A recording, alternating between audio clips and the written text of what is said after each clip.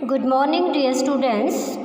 Today, 11th class students will listen their chapter The Address, which is written by Marga Minko. This one is our supplementary book, and from supplementary book we will get in our final exam one long question and one short question.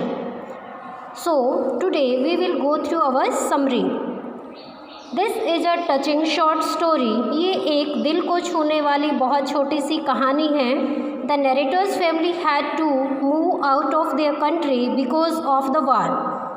उनका जो native country था Holland, वहाँ पे लड़ाई हो गई थी और लड़ाई की वजह से उन्हें अपने बर्थ प्लेस को छोड़कर वहाँ से जाना पड़ता है. नरेटर अपनी फैमिली के साथ वहाँ से चली जाती है लड़ाई की वजह से.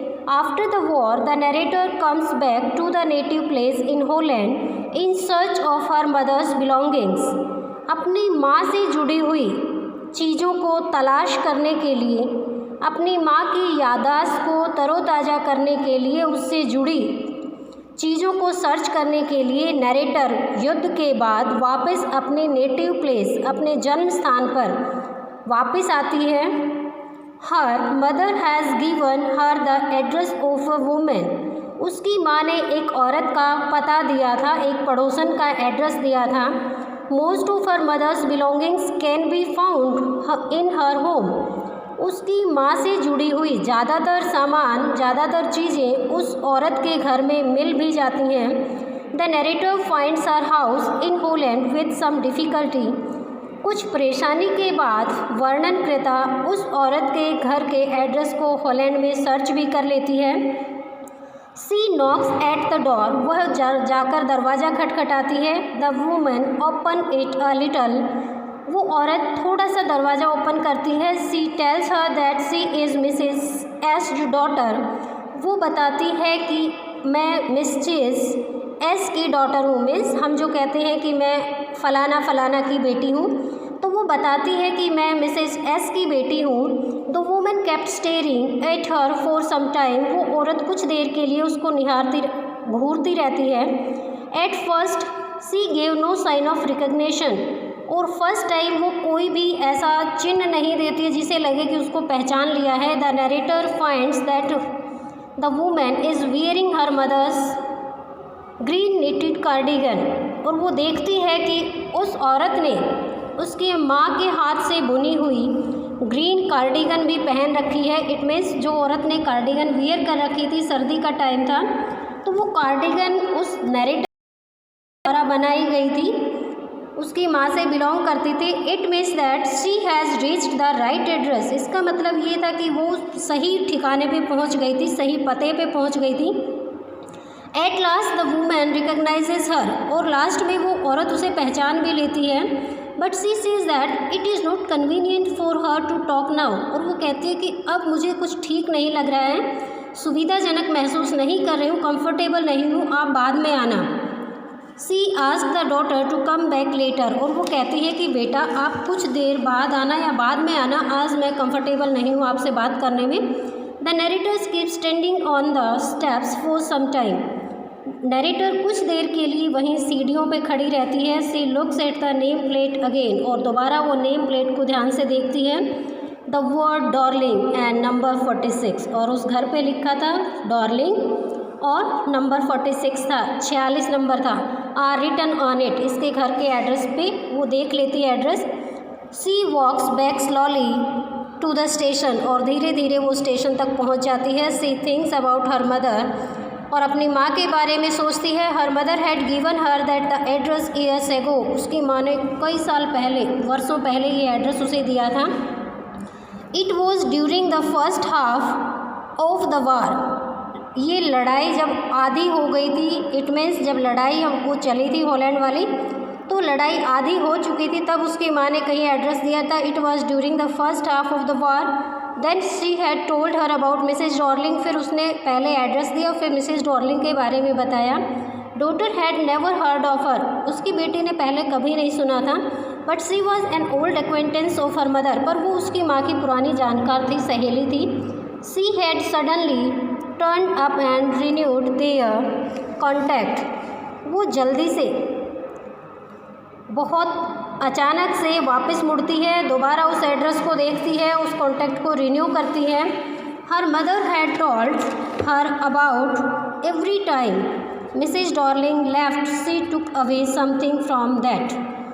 और हॉलैंड में जब लड़ाई हो गई थी तो वो उसकी माँ ने बताया कि वो औरत जो पड़ोसन उसकी माँ की पुरानी जानकार थी, एवरी टाइम जब भी उसकी माँ से मिलने आती, मिसेज डॉर्लिंग मिलने आती थी तो वो कुछ ना कुछ सामान ले जाती थी और कहती थी, शी टोल्ड हर मदर, वो उसकी माँ से कहती that her things would be safe with her, कि मेरे साथ आपकी सारी चीज़ें सेफ़ रहेंगी, आपको जब चाहिए आप ले सकती हैं। अब लड़ाई में आपको यहाँ से जाना है तो आप जा सकती हैं, मुझे कोई दिक्कत नहीं, बट आपका जो सामान है वो मेरे साथ सेफ़ रहेगा।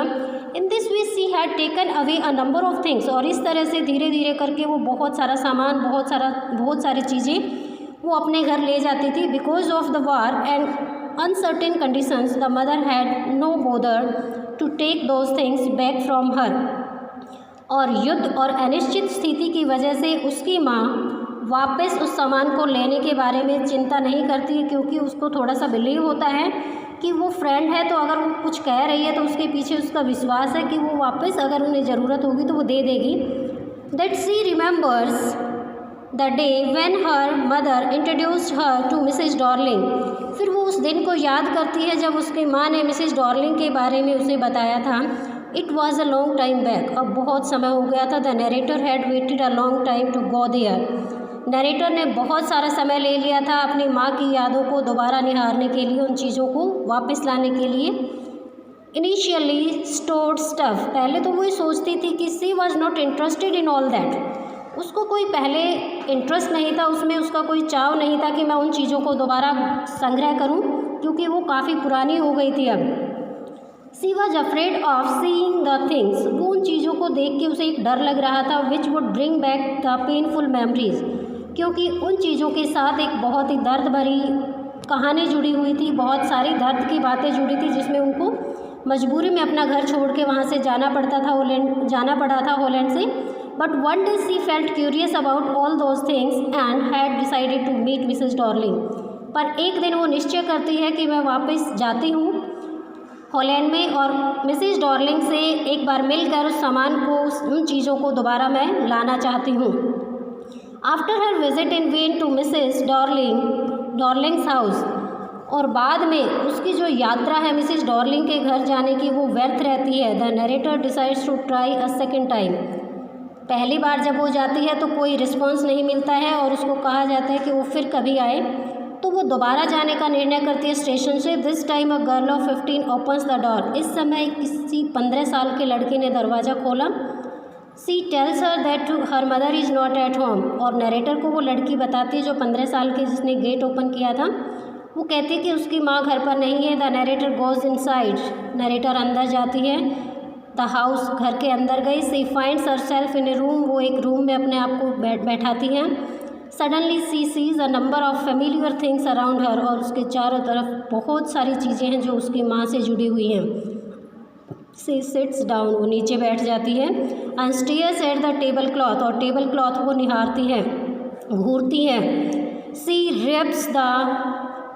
रेब्स her fingers on the lines of the pattern, और जो टेबल क्लॉथ का पैटर्न बना हुआ था उस पर वो अपनी फिंगर मूव करती है।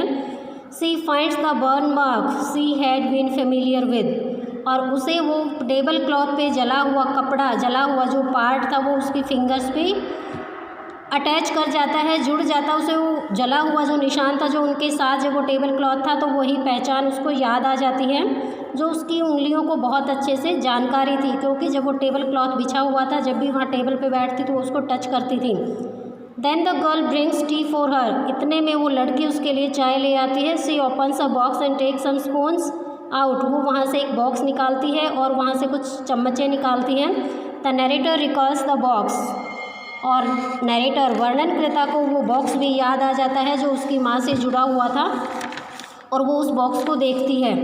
The table cloth and other things in the room brings many fond memories to her, table cloth, box और बहुत सारी दूसरी चीज़ें उसकी माँ की याद दिला देती हैं, बहुत सारी याद आती है उन चीज़ों को देख के उसकी माँ की। She asked the girl about the silver cutlery, वो उस लड़की से सिल्वर कटलरी के बारे में पूछती है, जो चम्मचों का सेट वहाँ पे रखा था सिल्वर की। The girl wants to show her these things, लड़की वो चीज़ उसे दिखाना चाहती है। However suddenly the narrator remembers that she has to catch the train, तभी अचानक नरेटर को याद आता है कि उसे अब ट्रेन भी पकड़नी है। She does not want to look at the familiar things any longer, अब ज़्यादा लंबे समय तक नरेटर उन चीज़ों को नहीं देखना चाहती है जो उससे जुड़ी हुई थी, उसकी माँ से जुड़ी हुई थी। This will only bring painful memories back, ये चीज़ें केवल उसको दुख भरी यादाश्त ही दिलवाएंगी। She leaves the house and comes out, वो घर को छोड़कर, इट मीन्स अपनी माँ से जुड़ी हुई सारी चीज़ों को छोड़कर वापस आ जाती है। She resolve to forget everything about her mother's belongings, और अब वो अपनी माँ से जुड़ी हुई हर चीज़ को भूल जाना चाहती है। सोचती है अगर माँ नहीं है तो कोई बात नहीं, उससे जुड़ी हुई जो चीज़ थी जो मैं देखना चाहती थी वो चीज़ें तो मुझे मिल गई, बट जो उस घर की मालकिन है वो नहीं चाहती उन चीज़ों को रिटर्न करना, वो अब लालची बन गई है, सेल्फिश है। तो इस तरह से इस स्टोरी का एंड होता है। Address means some acquaintance, some recognition of a place. इस स्टोरी में हमें पता चलता है कि समय बदलते ही व्यक्ति का नेचर भी बदल जाता है, चाहे कोई कितना भी अच्छा हो। I hope you will get the message of the story and you will go through your chapter from your reader book. Please keep it up your studying, stay home, stay safe. Thanks a lot.